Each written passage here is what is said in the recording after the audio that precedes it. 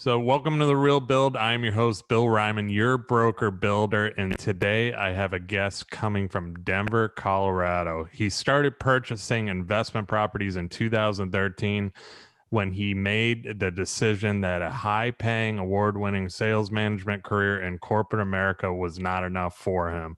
He wanted more. He wanted to pursue a career where he could help people and create a legacy for his wife and three sons. He wanted to create a business that fueled his passion for competition that he had missed since retiring from professional basketball in 2002, which I want to hear more about that.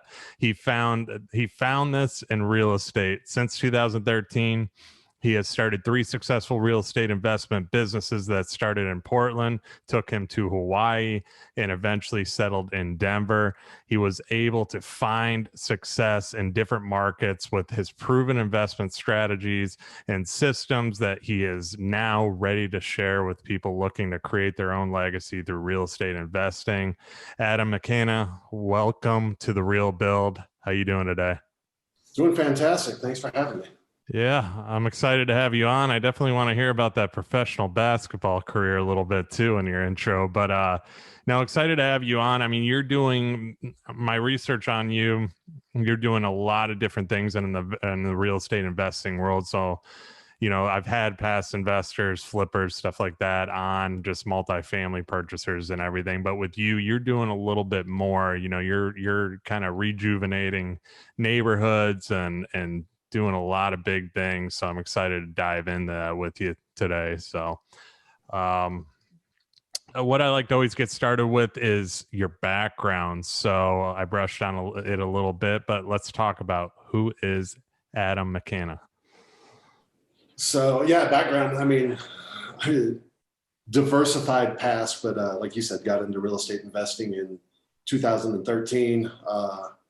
Graduated college, went to a small school out here in Denver, University of Denver, played basketball, went and played overseas for 5 years, traveled around Europe, Asia, played in the minor leagues over here, and wasn't quite as good as I wish I was, or wasn't quite good enough to make it into the NBA. So decided I needed to move on with my life and got married and moved back to Denver and took on a sales job, worked for a building products manufacturer, so sold windows, sold roofing, siding, did some general contracting, really based around the exterior construction, and wasn't happy. So got an opportunity, moved out to Portland, Oregon with that company that I worked with, had success with them, and just got to the point where I was miserable and needed something else to do. And had always had an interest in real estate and in construction. So decided to buy my first investment property, decided to put a second story addition on the first investment property. Couldn't really find that perfect flip that I thought it was going to be. So decided to go big on it on the first one. It worked out well. Got another one going, and then put in my notice on my job and haven't looked back since. So really, got into it and got into flipping and kind of construction for myself, just so that I didn't have end customers that I had to worry about pleasing when I was doing some general contracting work previous to that. You do a kitchen remodel and homeowners living in that house and calls you and wants to know where your guys are at 9:15 when they were supposed to show up at 9 o'clock. And, I realized I wasn't suited for that type of business. So that's what interested me in flipping, and that's led into new construction and wholesaling and multiple markets and, various different things we do. So, outside of business, married, 3 kids, when I'm not sitting in a basketball gym watching my older 2 sons play basketball, I'm either usually working or in the mountains, golfing, snowboarding, hiking, doing something outdoors. So Great. Yeah. I mean, it's great introduction there. I'm guessing since you played basketball, you're probably pretty tall too. I'm guessing you're especially playing 6'10". Yeah. Oh, wow. Yeah. So you're a tall guy, and especially playing professionally too. So good for you on that. I'm sure that was a lot of experience personally going overseas and everything and playing. Yeah, pros and cons. Yeah, enjoyed it. Got to see the world. Didn't get paid in a few places, and ultimately didn't like living, over in Europe for 10 months out of the year. So. Yeah, exactly. I mean, going back to your first flip, though, how do you decide to go all in on it? I mean, a lot of people, they go into it kind of blind. They don't know what they're doing. I mean, you said you went all in, you spent a lot of money on it, added a whole second story. Obviously, your past experiences in construction, I'm sure, helped with Yeah, that. I mean, that helped. I got, honestly, it came down to I'm rather impatient. So, I started educating myself, about 6 months prior to buying our first property. My wife went out and got her real estate license to kind of help things out. And, Portland at the time was pretty competitive and really got sick of looking at property. So finally found one that, we thought ticked most of the boxes. And, once we bought it and looked at it, it's like, talking to a few people, it's like, it might be better suited to, pop the top on it. And we ended up putting a master suite up on the second level of the house where I figured we'd jump into it. But yeah, prior to that, I did have some construction experience with, company that I worked for a while. We did a lot of additions and different things like that. So I had the expertise, kind of before jumping into it for myself. Which definitely helped as far as numbers and everything. Yeah. And I think a lot of people that get into this business, they look for that perfect deal out there as opposed to, just taking action and going, I'm confident in my numbers. Let me go figure out how to get it done. So it's kind of something we've done within our businesses. We'll get most of the way there, but at some point you just got to jump in and do it and get the experience, and you make a little bit of money on it, even better. Yeah, see, I like what you just said right there. I mean, that's probably some of the best advice I've heard from somebody in your business too, is just go for it. Because a lot of people are hesitant. They're trying to do research. They're trying to, who should I talk to? How do I get money? How do I do this? How do I fund it? You can find those things out by just reaching out to somebody like yourself. But then when they get the money, or they do have the funds, or they have a loan ready, then they start overthinking it, like you just talked about. And okay, well, I don't know my costs, or is this going to be worth it? Am I going to make money? All those questions start racing too. I mean, that's in any business. That's in the construction. I mean, you do spec homes like we talked about before the show. And, if you're hesitant on building a spec, how's the economy going to be? How's, like, oh, we got a new president, right? Should I even be doing this and that? You're never going to do it, Exactly. So it's just going to keep holding you back. Yep. Yeah. Analysis by paralysis, or paralysis by analysis. Yeah. Meet new investors or people wanting to get into it. And there's just a lot of people just getting their own way by not taking that leap of faith and going for it and putting in the work and taking the time to learn what's necessary. And if you buy the property at a good enough discount, you're, at least you're going to make some money, so. Yeah. Well, let's talk about your business a little bit. Obviously, you say you are able to assist homeowners with a wide variety of real estate situations and problems. So let's talk about what you're doing, different types of stuff you're doing within your business. So currently, I mean, starting out, and we got heavily into the marketing side about a year and a half ago. Prior to that, we were buying all of our properties off the MLS, and we weren't getting the volume that we needed or wanted. And I had done some marketing previously, but got heavily into it, like I said, about 18 months ago. And it's mainly, we're marketing towards some sort of distress. So, we're people that have inherited a house that's an unwanted home, they live out of state. They don't want to mess with trying to sell it. People going into pre-foreclosure. It's really, like to say, a lot of people, it's going through some sort of a life event that they've got a property that's, probably not in the best condition. It's not a marketable property through a realtor on the MLS. Could be a hoarder house, could be in disrepair. They just don't want to clean it up and get it ready for the market, could be embarrassed of it. We're able to step in and close on it quickly in as is condition. Obviously we don't ask people to make repairs. We don't ask people to clean houses out. we'll basically take the keys and allow people to walk away from it. So we have the flexibility, and that we don't use any traditional type of funding. Everything's bought with cash or private money. So we've got the ability to close in as few as 3 days and really take something that is a stressful or kind of pain in the neck for somebody and alleviate that stress rather quickly. So that's really what we try to do, is try to help people out of bad situations. And here recently it's been a lot of landlords, smaller landlords and property owners that aren't collecting rent and have a headache that they need to go away. So we'll buy places with tenants in place, whether they've been paying rent or not, and then take it upon ourselves to get them out of there. So you got to do the dirty work then, huh? Yeah, that's it. Again, it's trying to take somebody's problem away from them.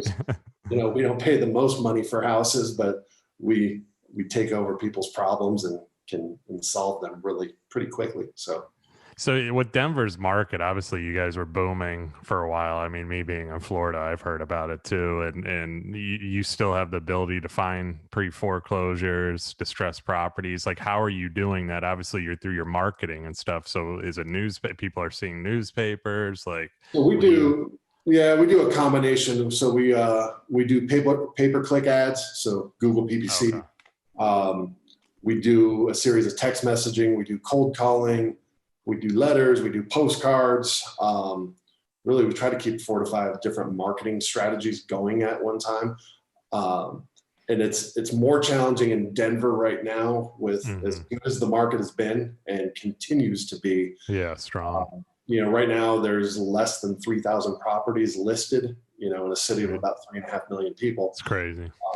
Record low. So yeah, it's more challenging to find those, but like I said, there's always some sort of life situation out there.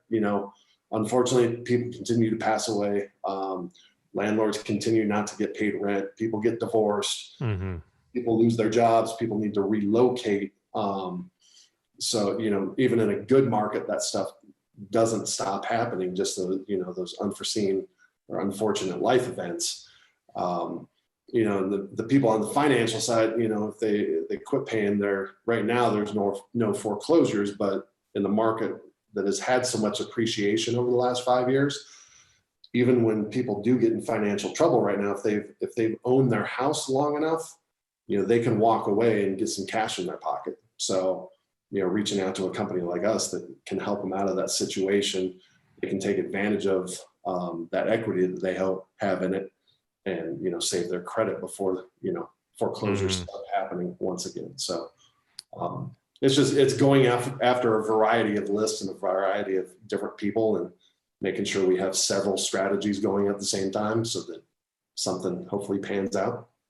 Yeah, I mean, it makes sense. The strategy makes sense too, because there are those people that just they need to unload it. They need to unload it fast too. And companies like you, that's where somebody needs to specialize. And especially, I mean, instead of going through the process of hiring a real estate agent and having to sit on it, market it, and then pay a real estate agent a commission too. And it saves a lot of time too. So that makes a lot of sense. I mean,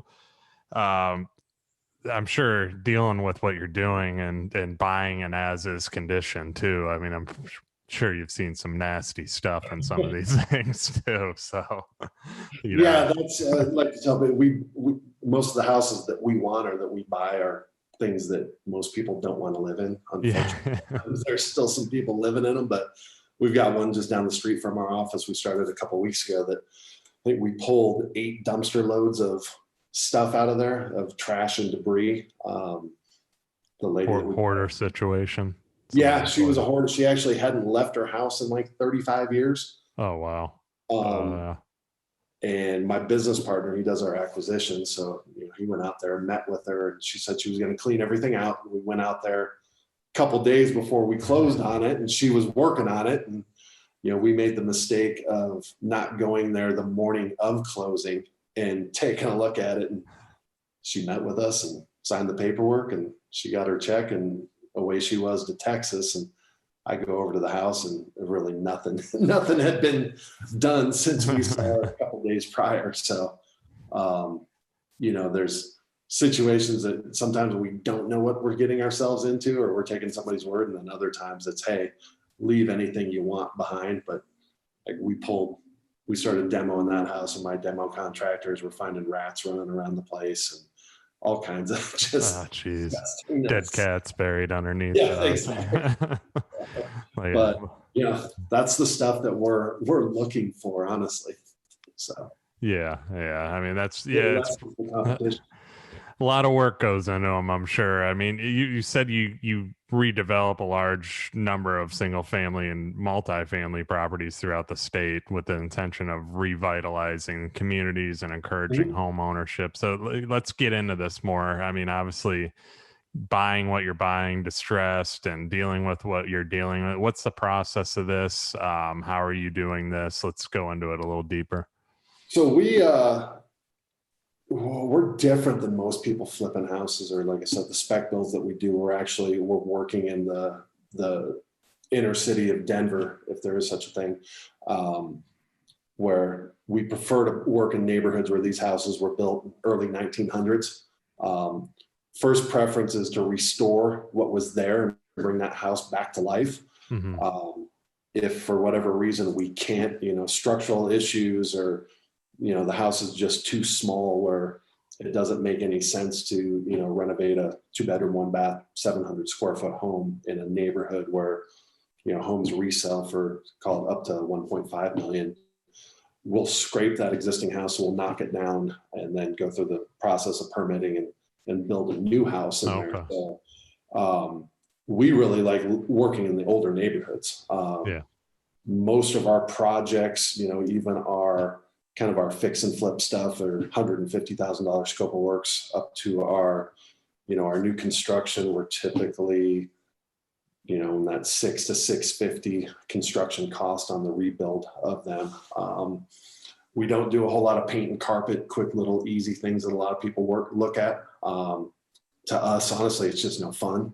And I like, there's a sense of pride when you take a house that was built in 1920 that is in unlivable condition, and go in, and open the whole thing up, blow out walls, replumb it, put new electric in it, new HVAC system, and essentially make it a brand new house that, will be livable for somebody for generations to come. And then, in the event that we can't do that, taking something that was, nothing and building a 4,500, 5,000 square foot home that is pretty popular in our area right now. So for the last few years, everybody's wanted to move into the city. So that's where we're having good success with those infill lots and, scraping and redeveloping. So honestly, it's the old neighborhoods that we like to work in, and just seeing the sense of pride that, taking project through, nothing that's mostly unlivable through, basically creating a brand new house with it. Yeah.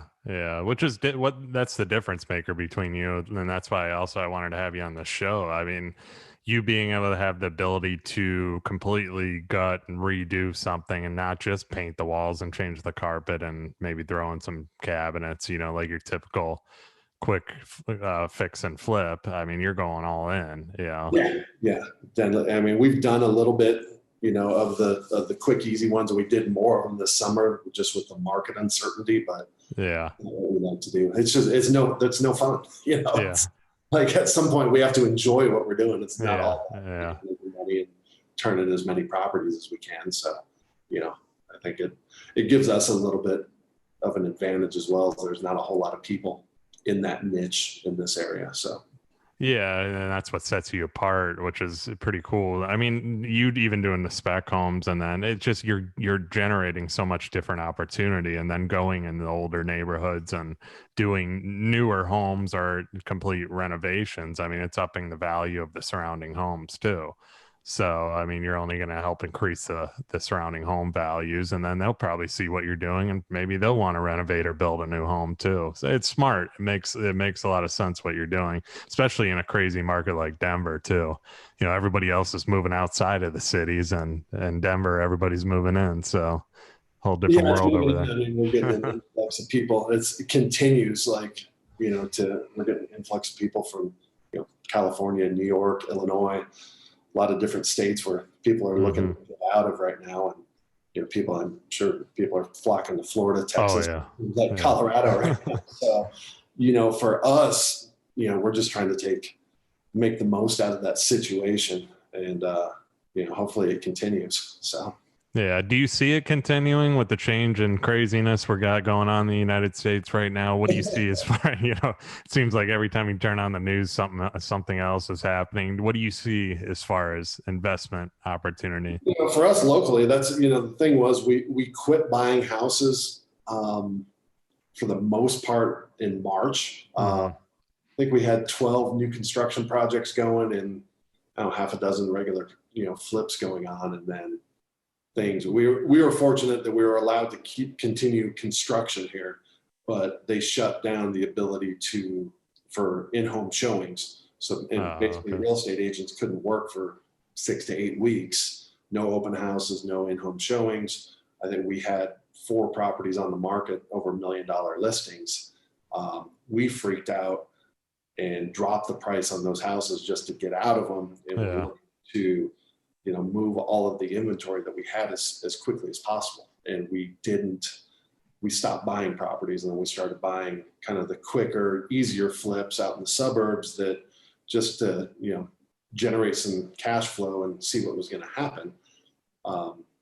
And then once we started feeling good about the market again here, just what the numbers were, basically the spring and summer busy selling season moved into fall and winter. Yeah. And the last 3 months, we've been trying to pick up as many properties as we can. So looking at, just the local economics, it's supply and demand. There's not enough housing for the people that are moving into our state.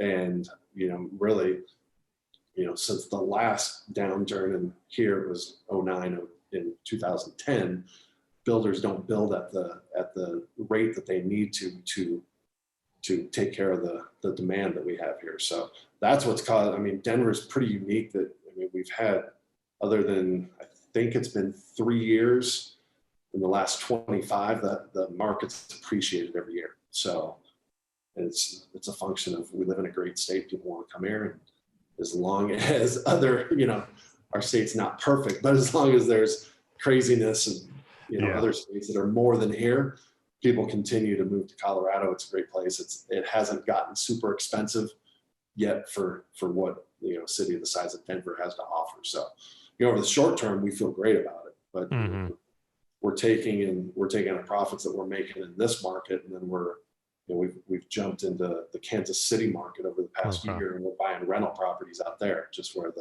the economics make more sense on rentals there than what they do in Colorado. So we're trying to, again, don't have a crystal ball, but we're trying to figure out and, make the most of the opportunity that we've been given, even, if it's in the short term as well. So. Yeah, and that's what everybody's doing. Florida's the same way, exactly the way you're describing it is. There's not enough as far as new construction available. We're building I have people constantly calling me to build, and I have people constantly calling me about our build, saying, are they for sale? Because they don't want to build, and there's just not a lot for sale out on the market right now. And if it is, it sells, especially if it's new.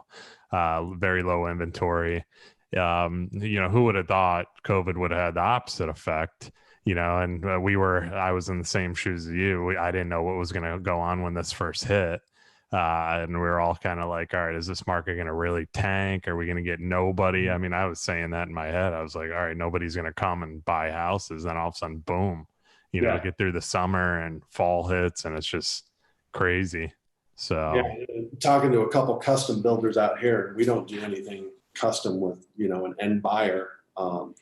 Something we may change and look at getting into, but there's a couple guys here that, bigger, well-known guys that are 3 years out on builds right now. It's crazy. It's that crazy. There's that demand, and that there's consumers out there that are willing to wait 3 years to have a house built. So. Yeah. I get people, I've been meeting with people. They're like, well, how far backed up are you? I always kind of tell them by the time we get permits and everything, we should be okay. But I'm kind of going through and picking and choosing who we want to work with right now, just because it's a lot of the stuff, just it's not worth the time, right? Because we're so busy. It's a good situation to be in, very, very blessed situation. Not as many people are as blessed as, but Florida's been open for, so long, and very grateful to be in a state that's been open. So, Yeah. And that's why everybody's leaving where they were to come into an open state. So it's just, it's been crazy. So, as far as when you are buying existing homes, what are you really looking for? Let's go into more detail. You brushed on it. So what are you exactly looking for? For us, it's all numbers. I mean, so Okay. basically, we're always starting with the end or the resale price in mind. So, what we call the after repair value. So Yeah. what's a house worth once it's fixed up? We comp that house within a quarter mile radius. We're very, very tight and very conservative on the buy side. We go off of, what the resale price has been in the last 6 months, where I know there's other guys that factor the appreciation into it, but we don't ever do that. So basically it's something, real simple. We take the after repair value, excuse me. We subtract 10% for realtor closing costs when we sell the property, interest on our money, insurance, whatever it is, 10% soft cost. Typically on our flips, we're looking to make, if it's, under a 6-month project, we're looking to make 10% on the resale. On our new builds, we're looking to make 20% on the resale. So we back that percentage off and come up, minus the construction cost and come up with our offer price. So, really it's, for us, it's all mathematical, and we're very, very conservative when we're looking at properties, and we work, really, it's probably right now we have 6 core neighborhoods that we're actively looking for homes in. We know those neighborhoods like the back of our hand. I mean, if I get an address, and a square footage, I know really pretty closely what that house is going to be worth and what it should be selling for. And then the stuff that we get, the incoming leads that we get that aren't in our core neighborhoods that we like to work in, we wholesale them out to other investors. So we've gotten really picky and choosy. We've got a pretty tight radius that we like to work in. I don't really like to travel 45 minutes to go look at a project. So, we'll flip that stuff to other investors, but, call it, if that house is going to be worth $1 million fixed up, we take 10% off of that. We're down to 900. Call it 150 on remodel, so we're at 750, want to make 10% of that million. So we're another 100,000 off, our offer price on that house is going to be 650. And that's kind of where we start. We start working from there. Yeah. And we'll make the decision, can we go up, or, we try not to get into the game of inspecting a home and then ask for price decreases. Yeah. Through the inspection process. So if we tell a customer or somebody that we're going to buy your house for a certain price, we're going to buy it for that. We're not going to try to play games and walk away with, hey, we need a $20,000 discount, or we're not going to buy it, or, hey, the roof was bad, we need a discount. I feel like we're professionals. When we walk a house, we know exactly what it's going to cost to rehab, and it's our job to see kind of those underlying issues that are going to be there and really not play games with people. So it's like, just try to be true to our word and do what we say we're going to do. So try to be easy to work with. Yeah, that's the best strategy to do. I mean, as far as when you are rehabbing and product and all that you're using inside the house, are you going the less expensive route? Are you, what are you looking at on that as far as quality? I mean, are you still doing quality? I mean, you being a GC, I think there's a fine line. I mean, we try to put the best quality products that we can in for the money. And then we always look at what comparable sales are doing. So gotcha. We base our product on comparable sales and go to that level or higher. I will say, like say for cabinets, flooring, tile, your standard finishes in a house, we don't do anything custom. I need to be able to buy it off the shelf, so like say some people think I'm crazy with our construction timeline, but we're from the time that we start digging a foundation on a new build, we're about 5.5 months from start to finish. Wow. And it's typically for, we're building right now on average, call it a 4,500 square foot home. Wow. So I have got a pretty aggressive construction schedule. So, if I can't custom order flooring that may or may not show up, and, if we measured something wrong and I got to get a few more boxes, wait 3-4 weeks for that. So Yeah. everything we buy outside of appliances right now is 100% off the shelf. And then we really streamlined it over the last 2 years. We basically have 2 finish choices. So we've got a finish A and a finish B. So, they're all the same, paint colors, cabinet colors, granite colors, or quartz colors. We've got brushed nickel hardware, we got bronze hardware. So our contractors or subs that work for us really kind of know what to expect. Everything's very, very similar, damn near the same. We only make changes, if trends start to change a little bit, or, we get sick of looking at the same tile or the same bathrooms in all of our pictures. So that's really the only time that's changed, and that's helped us dramatically. It speeds up the process, and, we're not chasing material all over town or doing returns or anything else. We just, if we've got extra, we just take it to the next job site. So Yeah, as far as ceiling details, stuff like that, you're just keeping everything pretty simple, or yeah, everything's pretty similar. step ceilings and trays and it's Okay. nothing. Yeah, like I said, we're not doing. For the price point we put out, I'll put my product against anybody else doing this within the same price point. There's our market is a relatively high price point, but I can't put in some things that guys are doing in a fully custom home.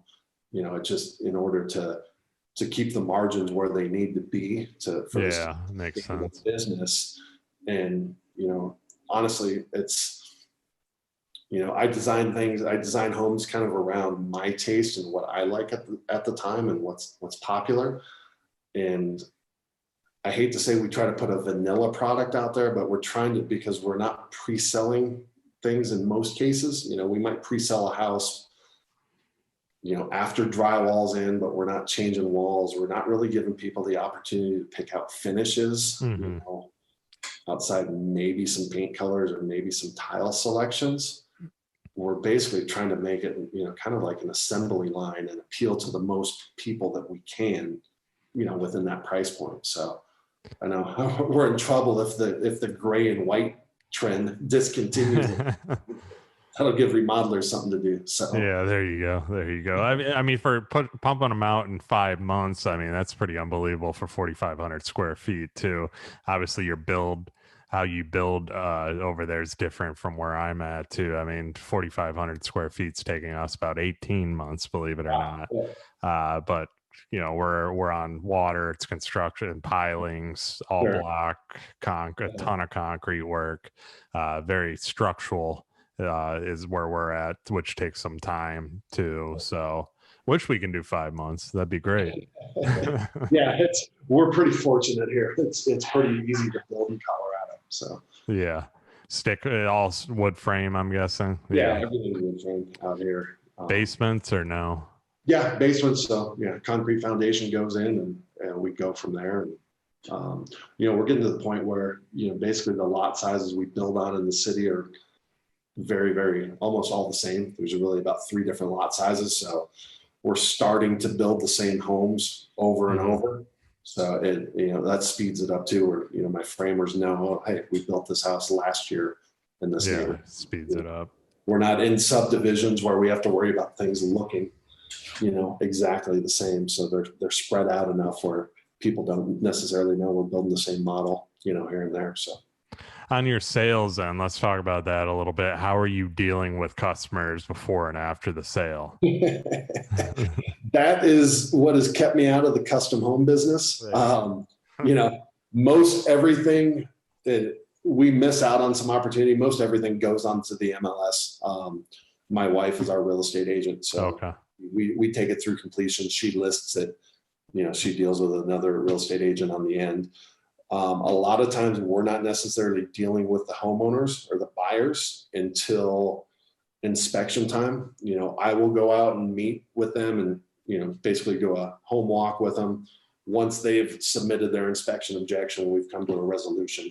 I'll go out and walk everything, introduce myself and answer any questions that they may have.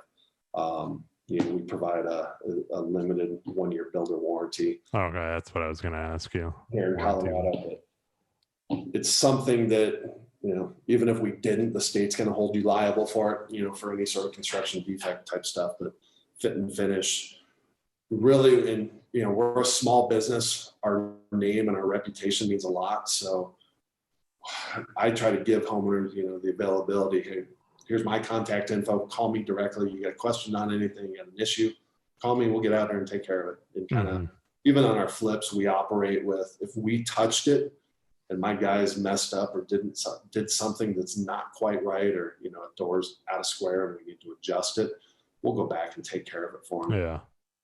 And that's been, it's a cost of doing business, but more than anything, it's doing the right thing. These people are spending a ton of money on these homes, and yeah, I look at it as, how would I want to be treated and what would I expect? So we try to do the same thing. And then on the houses that, we do pre-sell some stuff, we put job signs in the yard. Basically, once construction starts, big 4x4 signs, how to get a hold of us, coming soon for sale.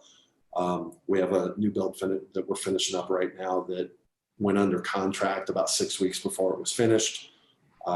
Result of the job sign, people walking by. So I think we sold like 4 or 5 last year that way. So you give the ability to come in, put it under contract. We do ask for a relatively significant non-refundable earnest money. And then anything, we won't change walls or alter the floor plans, but if they want to change the paint color or maybe select their own tile or something like that, we just have them pay for it up front and basically run it through escrow, and it becomes non-refundable earnest money. Nice. Even if they don't close. So we could do a better job of that. We could do a better job of pre-marketing our houses and, through social media and our websites and different things. But a lot of, it's that pain of, or, what you have to go through dealing with that end buyer, that customer. And we're honestly just not set up to do that, or something that we wanted to do at this point. So sometimes people can be difficult to work with and their expectations. So, we try to keep them out of the house before it's done. So. Yeah.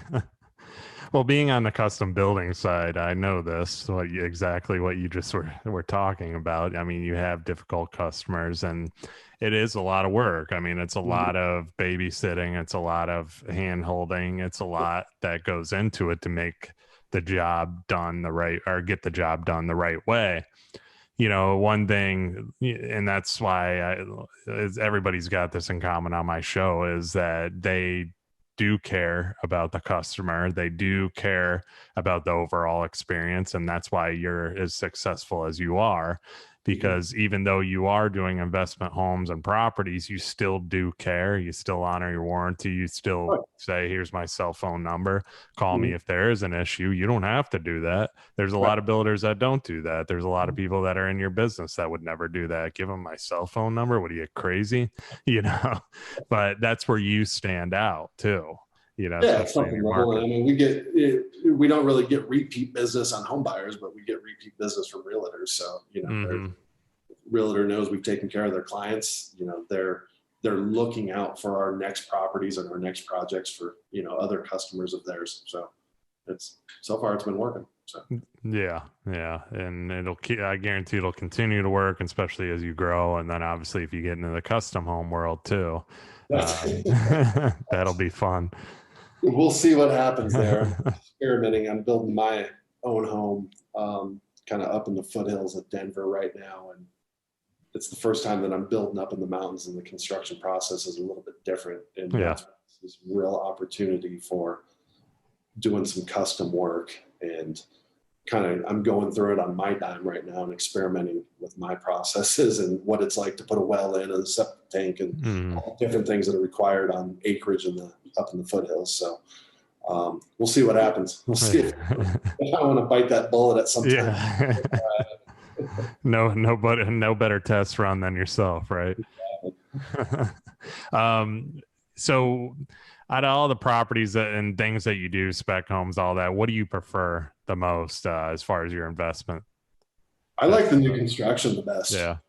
It's what I enjoy. I'll always, I think no matter what, even at some point, if I do decide to retire, I'll still probably do some homes here and there, just for no other reason than I like doing it. Some of our mentors and different people tell me we're crazy doing it, because basically from the time that we purchase that property to the time that we resell, it's 15 to 18 months between, getting the plans drawn or in the permitting process in Denver. And then once you start construction and, finding the end buyer, it's a rather long hold time, but at the end of the day, we like it. We do make good money on the projects, but really we enjoy it more than anything. So that's probably my favorite. Second thing would be taking, I think a couple of years. We usually typically do 2 or 3 a year, homes that were built, prior to 1900. So like 1880s, these big old brick homes, like big old, historic 4 squares that are just really cool to be able to save that original character while, making it a modern house that people can live in. So. Yeah. No, yeah, new construction's obviously always going to be fun too, because you can create what you want. Yeah. You got a lot more, you can, it's yours. You get the plans done. You know what's going to sell. You know what's going to sell the best and have the best resale value to you, and probably make a little bit more money on it too, because you're not as restricted. So makes a lot of sense. You did say do you have partnerships with investors, programs that you offer? How are you funding your investments? Is it just... So we started, this is at least the second year of doing it, but we haven't bought a property or any sort of project with our own money in really about 2 years. So we fund 100% of our projects between private money and or with hard money. So other, programs for other investors out there is, you want to make a double-digit return on your money. We have a place for it. So whether it's in Denver, the Kansas City market, bigger projects, I think our minimum right now that we ask out of an investor is $50,000 all the way up to, all said and done, our largest projects we're usually about $1 million into. Okay. We'll do a combination of, first position liens and second position liens. So, big new construction project, we may use our hard money lender in first position and then offer a private individual, with funds, call it 50, 100, 150,000, second lien position and personal guarantees. So we're able to, well, this year the stock market did pretty well, but I'm not too confident it's going to stay there. But we're able to offer, people double-digit returns on their money. That's backed by real estate. They have an asset that if something happens to me or my business partner, they're able to, get their money back or take over the project that's always worth more than what we bought it for. So I don't know of any other investment out there like that actually gives you something tangible, for your money, for your investment there. So yeah, we work with, I don't know, right now we probably have close to 15 different private individuals that we use. Anything from their 401k money, self-directed IRA money that's been sitting around in a checking account that they just, aren't mindful of.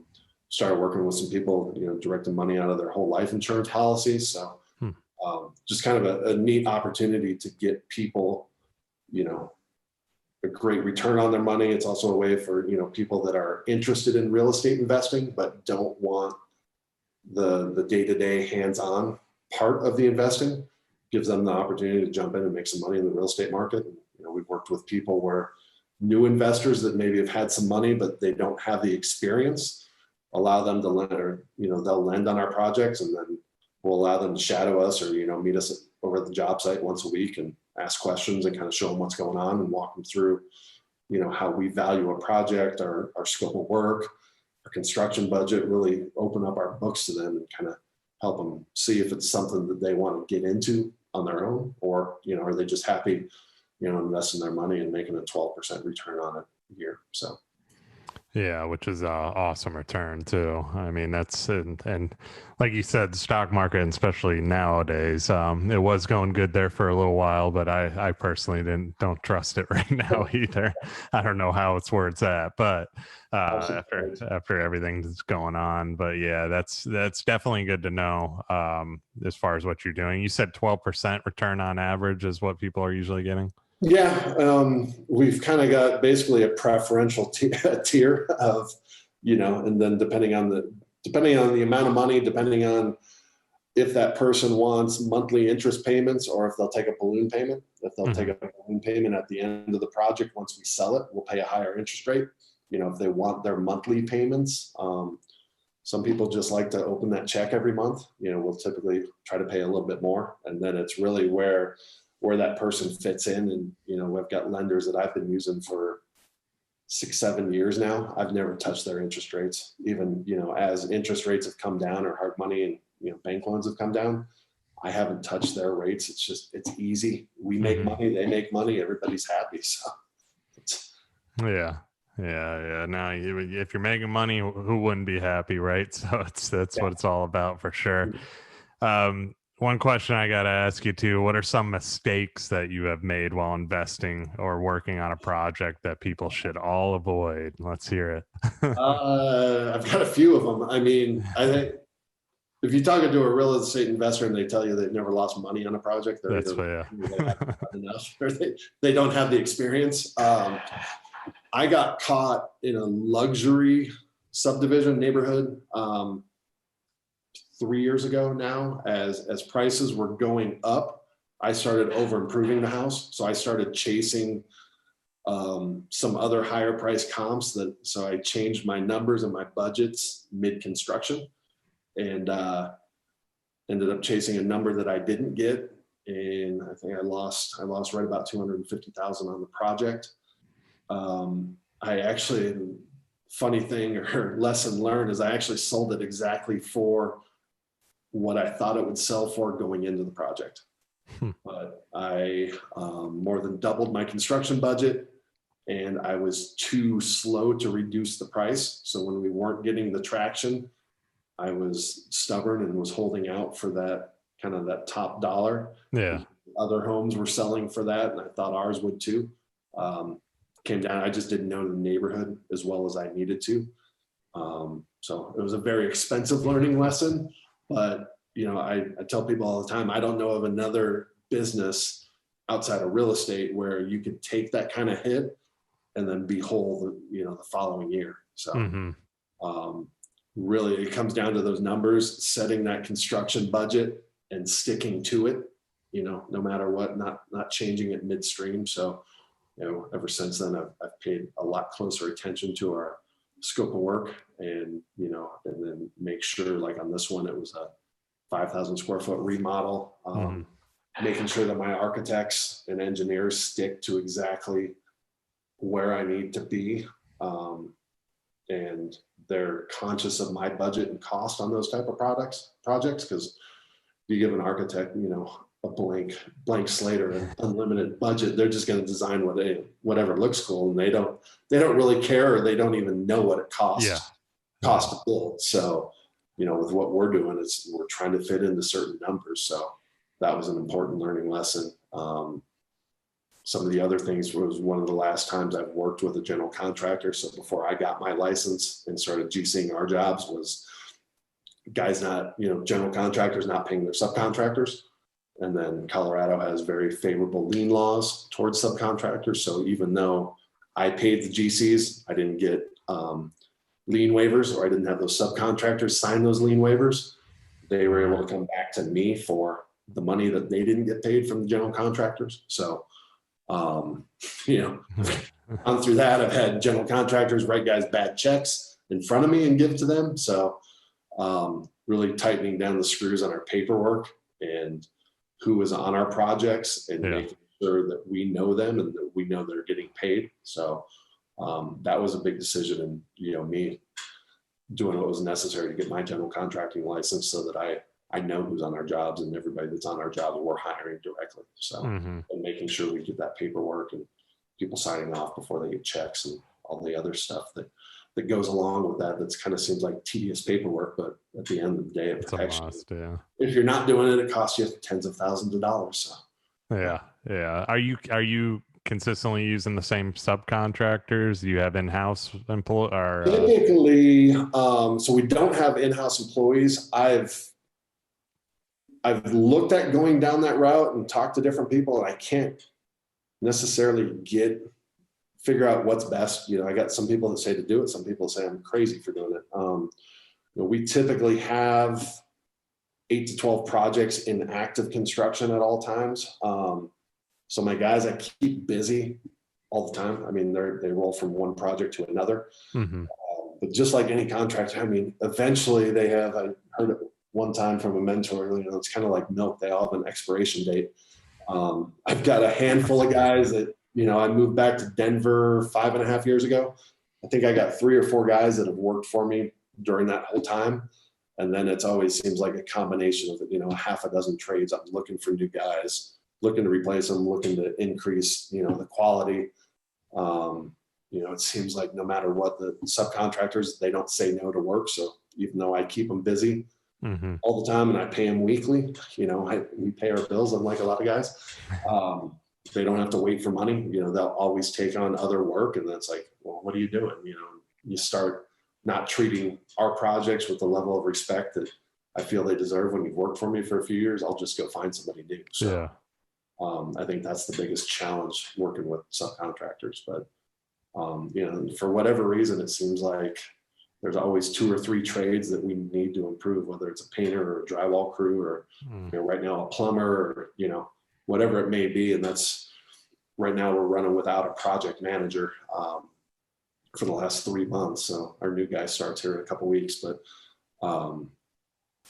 that it's key for like our project managers. We're always looking for them to recruit and continue to, look for new subs and run ads and stop by job sites and kind of continuously keeping that pipeline full, because no matter what, they will fall off. Or, I got a call yesterday that I'm expecting insulation of drywall to go into a project, and contractor hadn't been returning my phone calls for a couple of days, and him and his whole crew has COVID. So they're out for, he doesn't know. He's basically non-committal on work right now. So, he's just scrambling when you don't have, a Rolodex of guys you can call. Kind of, I've got a project that's probably going to sit vacant for 2 weeks, which, kills our productivity just because I don't have the guys that I need in those particular trades right now. So every contractor's challenge right there. Exactly what you said too. I mean, you run into the situations where you get a good painter finally, and then all of a sudden you lose your plumber. It's like, it's a never ending challenge and road and trying to figure out, and it's like a chess game. I mean, it's just, okay. I mean, basically as a general contractor, we're professional babysitters. Like, project manager, you're babysitting grown men, dude. Like unfortunately, that's what you're going to be doing every day. Yeah, exactly. I mean, it's always going to be a challenge, but that's why we do it. And I mean, that's the fun part of it, I guess, right? And then finding the right superintendents, and if you're getting busier, learning how to expand. And do you want to expand? Do you want to take it? It's like, that's where we're kind of at now too, to where we have the work we do. Do we want to hire another superintendent? Then we got to go through the training process with that. And it's like, it's always something. It's always something. Challenge of employees. Yep. Yeah, exactly. So before I get into a couple personal questions, one last thing too. I mean, what is your secret to making more profit on an investment? Let it all out, because everybody's got their secret sauce. It's I don't know that it's a secret sauce, but it's just being diligent with the numbers. Like I said, the ratios that I went through before, it's being diligent with that and being very, very conservative on the buy side. I don't want to do the most projects out there, but I want to make the most profit and the most money on the ones that we do. So, our new builds, we go, the lowest in the last 2 years we've made on the new construction projects, 200,000 in net profit. The most is $450,000 in net profit. So it's all in the buy. It's all, it's all, not talking ourselves into a deal because we need a deal, but really just sticking to those numbers, knowing the neighborhoods, knowing how to analyze that property, and not paying more than it's worth, and then where we've had a challenge is we'll go into a neighborhood, we'll buy it at a good price, and then because the market's been increasing, we're going through it right now in a neighborhood where we've got 2 new builds. We're setting the standard or the price on a resale. So when we go through and, we buy it at a low price and we sell it at the highest price of any comp in that market, now all of a sudden that buy price has gone up, and you're the new comp property. So then we're constantly looking for new neighborhoods that we can go to, because we just, I guess, secret sauce of anything is knowing when to say no. Like, there's just certain deals that, on paper they may look good, but we're not going to overpay for something. We're not going to speculate. We're not going to go on that price appreciation where, I got to know that our investors' money's safe, our money's safe. So, we have to have that margin built in to where if the market shifts and corrects, worst case, we're going to break even. The market's not going to shift 20%, over the course of 12 to 18 months in Denver anyway. So if something like that did happen, I got to know that I can exit and worst case break even, and my investors still get paid. So, it may sound boring and, unglamorous, but it's the numbers, and we look at it. A deal comes across our desk, it's immediately, is it a wholesale to another investor? Is it a rehab? Is it a rental? Or is it a scrape and build? So, or what we call a wholesale, where basically, we're not doing anything to the house. We're purchasing it with cash. We're cleaning it and throwing it back on the market the following weekend. So really, we analyze every property that comes across our desk in those 5 different ways, and going, okay, what's the best for it? And I think, where we're different, or we have the ability to do really anything. There's not a lot of guys out there that have the ability to, do a new build, or, the comprehensive scrape, the comprehensive remodel. They're looking for the quick paint and carpet type thing, or they're strictly wholesalers. They don't have the money to take down the property and do the renovation. So they're really limited. So, I tell people, learn how to do as many things as you possibly can, and our strategy has been add something every year. So, this year we're bought interest in a brokerage. We're going to launch or grow the real estate portion of it. So the leads that come across our desk that aren't a fit for what we do, that, need a retail, they're great houses that don't need any work. They're ready to go on the market. We can capitalize on that lead. So it's really just being able to diversify your business. So you're not just a one-trick pony. Yeah. And it's like it's sum it all up. It's you knowing your market, you doing your research and the numbers of it, and you actually taking the time to do the comps too on a property and comping everything out. Obviously your experience too in construction and knowing the numbers there helps dramatically. But just the comps in general, like if you're going to buy somewhere, like you just said, you set the standard in a certain neighborhood. Obviously, you're not going to go back to that neighborhood because the standard's already set high since you sold I would love that to, because there's no longer enough profit, and we're very conservative on Smart. stuff. There's a lot of guys out there willing to, flip properties to make $10,000, $20,000, $30,000. That's just not us. Yeah. Too much can go wrong that, it's not worth the headache for that. Yeah. Yeah, exactly. Getting to the end here, I wanted a couple personal questions I always ask. This one's a big one. I love asking everybody this question. Everybody that listens to my show loves this question. What about you personally? What lessons have you learned throughout your journey that we should all apply to our own business and our own lives that can help us grow? Honestly, looking back, I got into this business relatively late.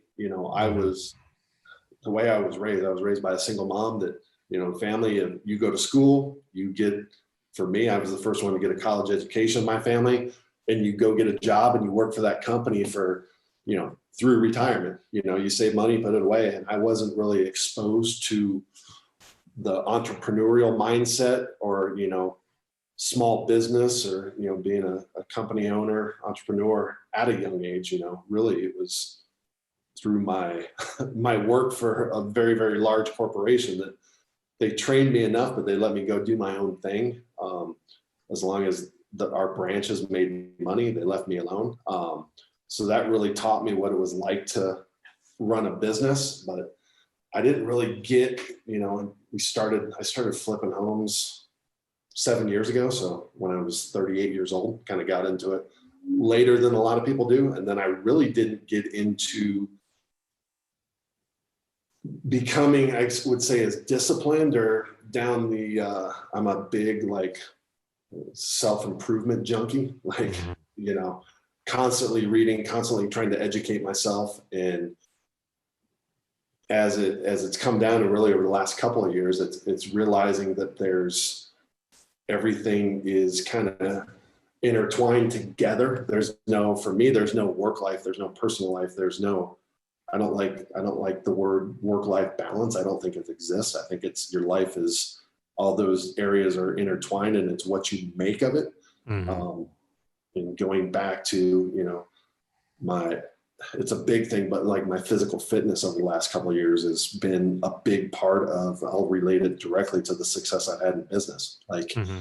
I didn't realize it, it's crazy being a former college and professional athlete. Once that got done, I let myself go, and mentally it was like things started slowing down, and didn't realize that the body and mind are so connected and intertwined that in order to be successful in business, you have to take care of your body. You have to generate energy. You have to be in shape. You have to eat well.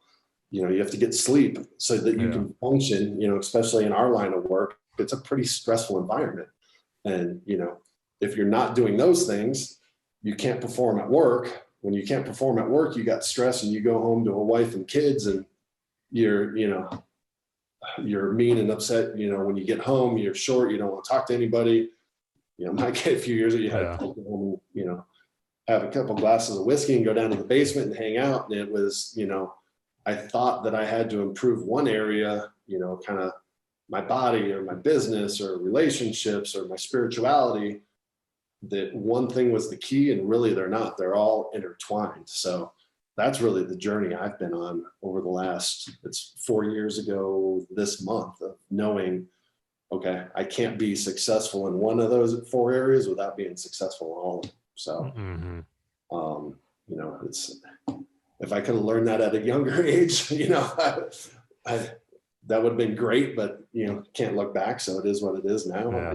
I try to keep that in my mind every day. And I've got a little morning routine that I go through. And when I'm firing on all cylinders, I've got, a 3-hour routine that I go through before I leave the house. So, the days that I don't do that, it's noticeably different in my attitude, my demeanor, the mentality that I show up with at the office. And, so for me, it's taking care of my time and making sure I'm taking care of myself so that I can produce for, my wife, my kids, my business partners, contractors, employees, all that stuff. So it's really realizing that all that stuff is interconnected, and my life's my life. There's no balance there. Yeah.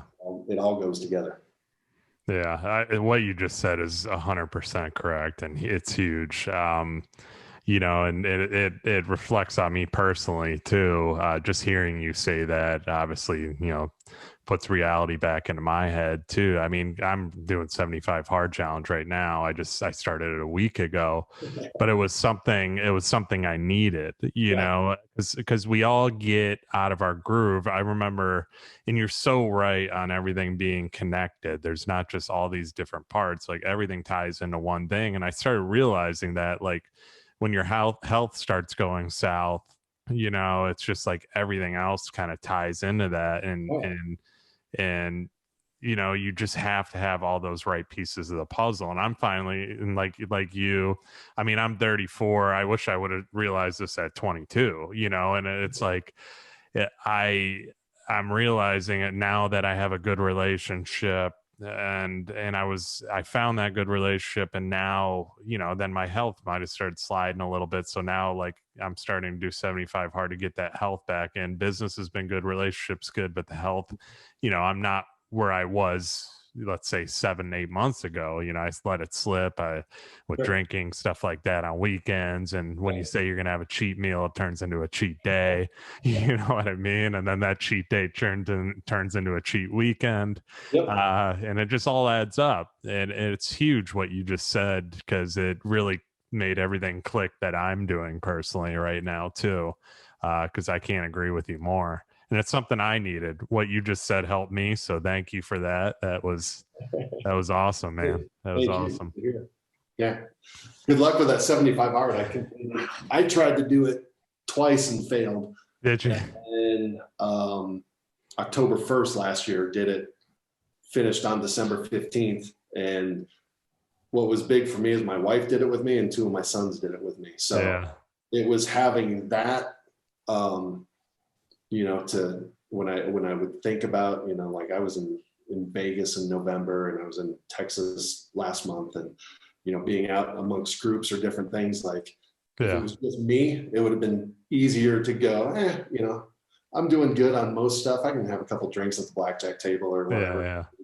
Knowing that, my 13 and 14-year-old at home are doing it too, and my wife is doing it, that's what allowed me to make it through. And actually it was relatively easy the third time around, but now it's trying to keep up with it when you don't have to, or you don't have that commitment to yourself. So yeah, well, I mean, it's been challenging, man. And my biggest thing, like, I put it off. I've been wanting to do it. I've been talking about it, and I put it off for a long time because it would always go back to, this event's happening. I got, I'm a social drinker, I'm not an alcoholic by any means, but if, this weekend is this, or this weekend is this.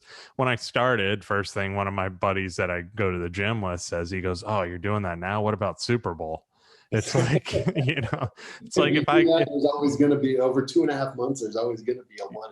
Yeah. And it's like one thing after that. My girlfriend's doing it with me. She's not doing the full extent, but she's doing, and even though there's no such thing as a partial 75 hard, according to Andy, and I'm reading his book right now. But it's something I needed. I started thinking about it. I mean, on so many different levels, and it is challenging. I mean, this weekend I was with my brother-in-law and my sister, and he's like, "You want to get wings, Bill?"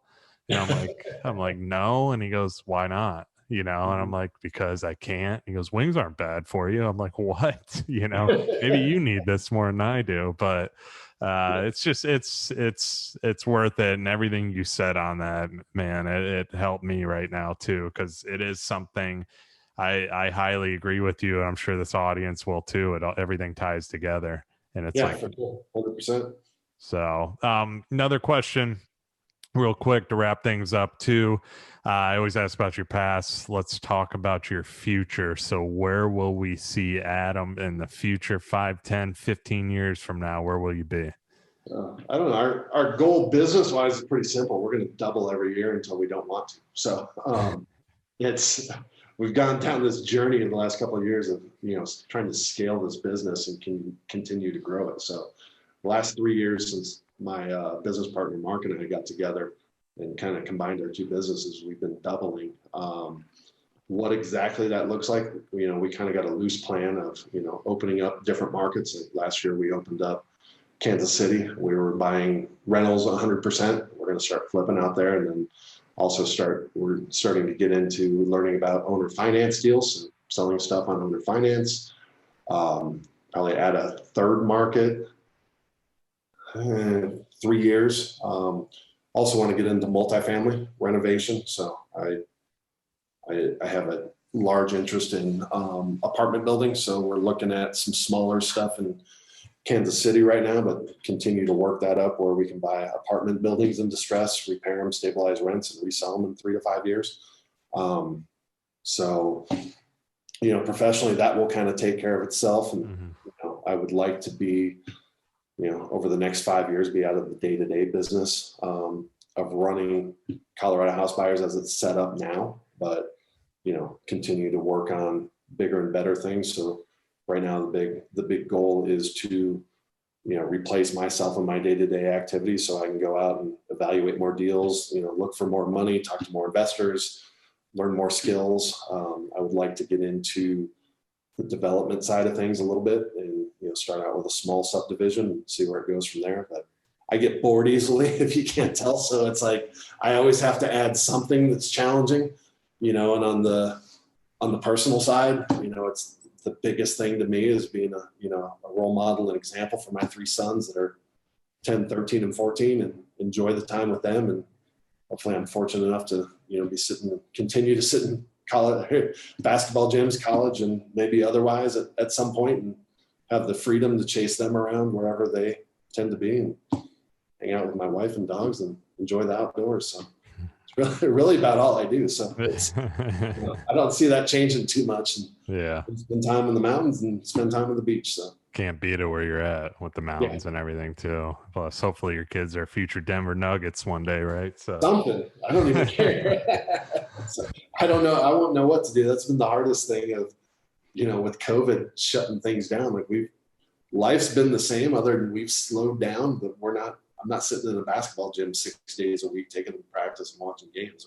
We've had more dinners and more time at home, but work stayed the same. We've hunkered down and buried ourselves in our business and improved a lot of things. So we'll just keep it going until we get sick of it.